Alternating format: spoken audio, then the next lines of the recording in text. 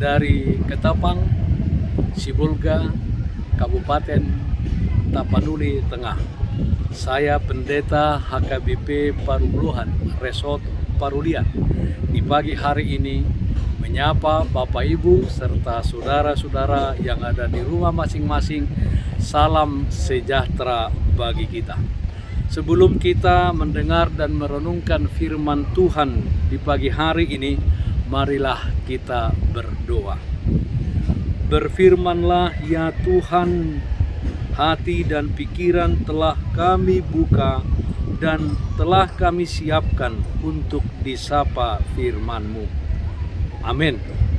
Firman Tuhan yang menjadi sumber kekuatan dan sukacita kepada kita di dalam melaksanakan aktivitas kita dalam satu hari ini, Rabu 10 November 2021, tertulis dalam Kisah Para Rasul pasal 20 ayat 24, demikian bunyinya. Tetapi aku tidak menghiraukan nyawaku sedikit pun, asal saja aku dapat mencapai garis akhir dan menyelesaikan pelayanan yang ditugaskan oleh Tuhan Yesus kepadaku untuk memberi kesaksian tentang Injil kasih karunia Allah sampai kepada garis akhir. Saudara-saudaraku yang terkasih dalam Kristus Yesus, salah satu lomba yang dinanti-nantikan orang pada Olimpiade tahun 1992 di Barcelona, Spanyol adalah lomba lari 400 meter putra. Pada hari H perlombaan, sebanyak 65.000 penonton yang penasaran menatap gerak-gerik dari seorang yang bernama Derek Redmond.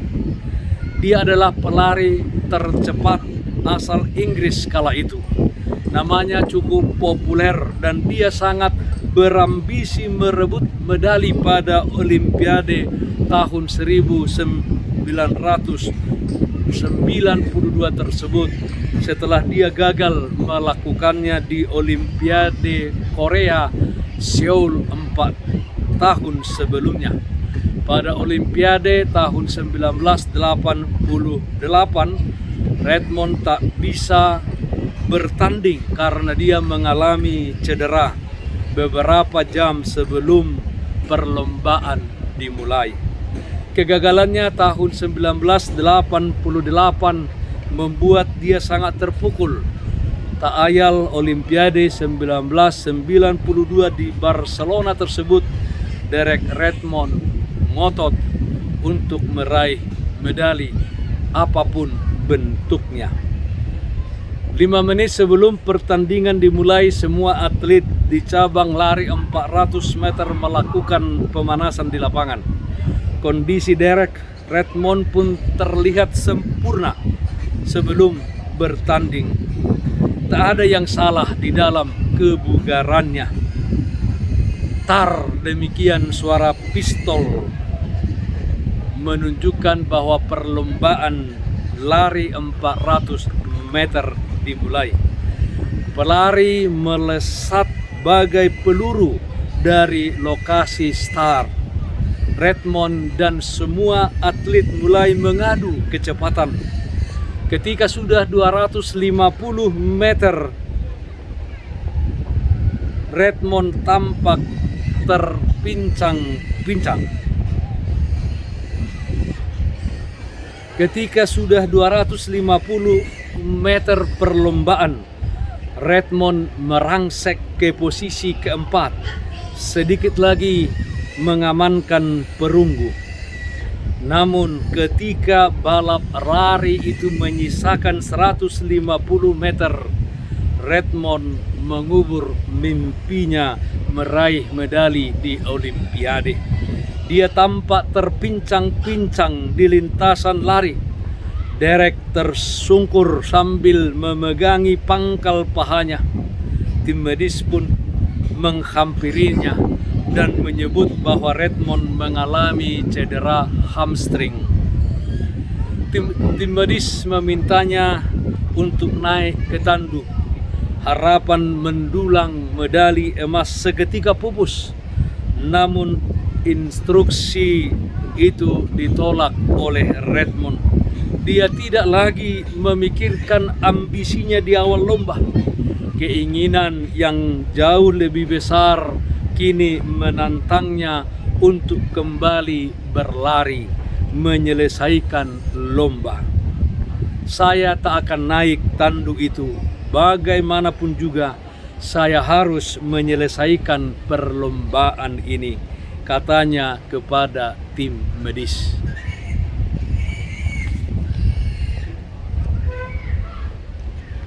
Saudaraku yang terkasih, Redmond yang tak mau dikalahkan oleh cederanya itu meninggalkan tim medis sambil terpincang-pincang. Dia berlari untuk menyelesaikan pertandingan. Ketika Redmond berlari sambil menahan rasa sakit, seorang pria bertopi tiba-tiba menerobos barikade keamanan. Pria bertopi itu ternyata ayah sekaligus pelatihnya, Jim Redmond. Ketika itu sang ayah sudah melarangnya untuk menyelesaikan balapan. Bapaknya berkata, "Kau tak harus melakukan ini, nak." Sambil berlari dan menangis, Derek Redmond menjawab pernyataan ayahnya. "Tidak, ayah, saya ingin menyelesaikan perlombaan ini," ujarnya. Melihat kekuatan anaknya yang ingin menyelesaikan balapan, Jim Redmond tersentuh. Jim Redmond merangkul Derek Redmond, anaknya, dan membantunya menuju garis akhir. "Baiklah, jika itu keinginanmu, baiklah, kita akan finish bersama-sama," ujar Jim Redmond sambil menemani anaknya menyentuh garis finish. Beberapa langkah dari garis finish, Jim melepaskan rangkulannya. Dia membiarkan anaknya, Derek Redmond, memenuhi ambisinya. Ketika Redmond menyentuh garis finish, semua orang yang memadati stadion bertepuk tangan untuk kegigihannya di dalam berlomba sampai kepada garis akhir. Redmond memang gagal memenuhi hasratnya meraih medali di ajang Olimpiade. Dia juga didiskualifikasi pada waktu itu, tapi dia mengaku sangat bersyukur punya ayah sebaik Jim Redmond. Dia berkata, "Ayah saya adalah orang yang paling bangga sedunia. Saya lebih bangga kepadanya meski gagal mendapatkan medali emas," ujar Derek Redmond. Saudaraku yang terkasih dalam Kristus Yesus, demikianlah Rasul Paulus dalam nats ini. Dia seorang yang diutus untuk mengabarkan Injil, seorang yang diutus bukan ke tengah-tengah sebangsanya bangsa Israel, tetapi dia memilih untuk memberitakan Injil kepada bangsa-bangsa kafir, bangsa di luar Israel. Sebagai seorang yang diutus untuk memberitakan Injil, Rasul Paulus menghadapi banyak rintangan dan hambatan. Bahkan dia juga menghadapi keadaan yang mengancam nyawanya. Dalam 2 Korintus 11 ayat 7 sampai 33 diceritakan tentang Paulus yang tidak mementingkan diri sendiri. Secara khusus saya akan bacakan ayat 24 dan 25. Dikatakan, 5 kali aku disesah orang Yahudi, setiap kali 40 kurang 1 pukulan. 3 kali aku didera, 1 kali aku dilempari dengan batu, 3 kali mengalami karam kapal, sehari semalam aku terkatung-katung di tengah lautan. Namun demikian, seperti dalam nats ini, Rasul Paulus tidak menghiraukan nyawanya. Yang terpenting baginya adalah mencapai garis akhir dan menyelesaikan pelayanannya yang telah ditugaskan Yesus Kristus kepadanya. Sekali melangkah, tidak akan mundur lagi. Sekali mengikut Yesus, tetap mengikut Yesus walau nyawa taruhannya. Itulah yang terjadi dalam hidup Paulus, sama seperti Derek Redmond yang menyelesaikan perlombaan sampai kepada garis akhir. Karena itulah yang diharapkan oleh negaranya, yaitu Inggris, mengutusnya ke ajang Olimpiade. Dan itulah harapannya, bahwa dia harus mencapai garis akhir dari perlombaan. Walaupun sebelumnya ada hasratnya untuk meraih medali di Olimpiade, tapi bagi dia mencapai garis akhir adalah yang terpenting dan terutama. Saudaraku yang terkasih di dalam Kristus Yesus, apakah kita telah mengikuti jejak Rasul Paulus dengan melayani secara total dan bersedia menanggung segala resiko apapun agar kehendak Allah terlaksana? Marilah kita lebih sungguh-sungguh melakukan segala perintah Kristus dengan kuasa dan pimpinan Roh Kudus, dengan tidak menghiraukan kepentingan diri kita sendiri. Marilah kita tetap teguh di dalam melayaninya, menuntaskan tugas pelayanan kita dengan sukacita, walaupun itu tidak mudah, sampai kepada garis akhir.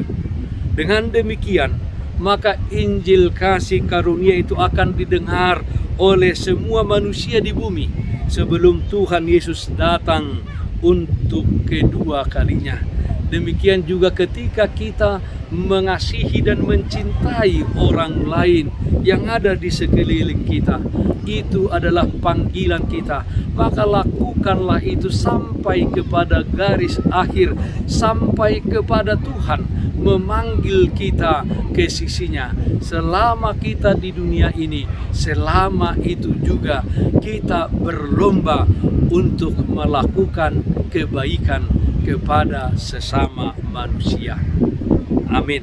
Marilah kita bernyanyi dari buku ND 753 ayat 1, di pardalanan Yesus dijolokku.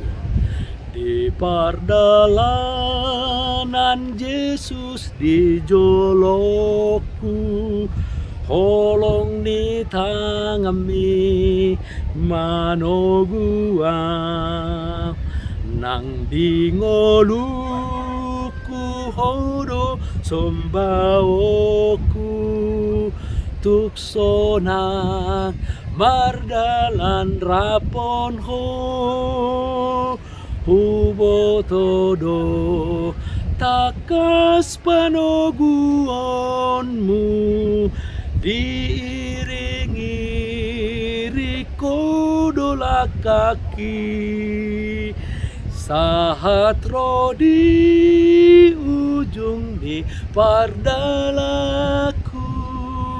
togu maam jonok tu lambung mi. Marilah kita berdoa.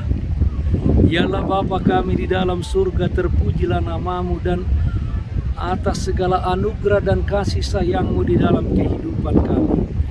Di dalam kehidupan ini Tuhan, kami banyak menghadapi tantangan, ancaman dan lain sebagainya.